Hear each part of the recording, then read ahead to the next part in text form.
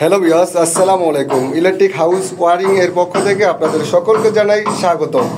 আজকে একটি গুরুত্বপূর্ণ বিষয় নিয়ে আপনাদের মধ্যে আলোচনা করব। এই বাথরুমটা মাত্র 5 ফিট বাই 5 ফিট, এত ছোট বাথরুমে কিভাবে কাজ করবো সেটা বুঝতেছি না। কিন্তু এই বিল্ডিং এর যে মালিক আছে, মালিক বললো যে এটাতে একটি লোকোমোট বসাই তৈব এবং জন্য বসাই তৈব। আমরা এই পাশে লোকোমোটের পয়েন্টটা রাখছি, এই জায়গাতে লোকোমোটটা বসবে। আর এই জায়গায় একটা বদনার করে রাখছি, আর ওটা একটা ফ্লাশ ট্যাঙ্কি। আর এই জায়গাতে 20 ইঞ্চি জায়গা থাকে, 20 থেকে 25 ইঞ্চি জায়গা থাকে গোসল করার জন্য।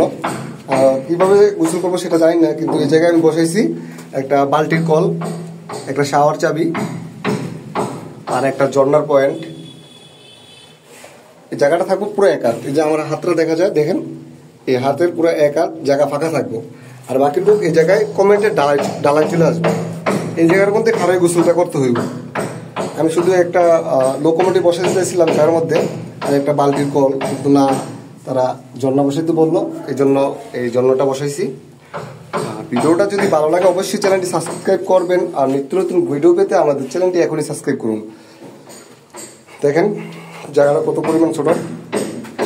এই পাশে আমি একটু দেখাই আপনার, এটা হলো দরজা, এটা এখানে 2.5 ফুট দরজা মনে থাকে, 2.5 ফিট। এই দরজাটা এই পাশে খোলা হবে, হাতের বাম পাশে খোলা হবে।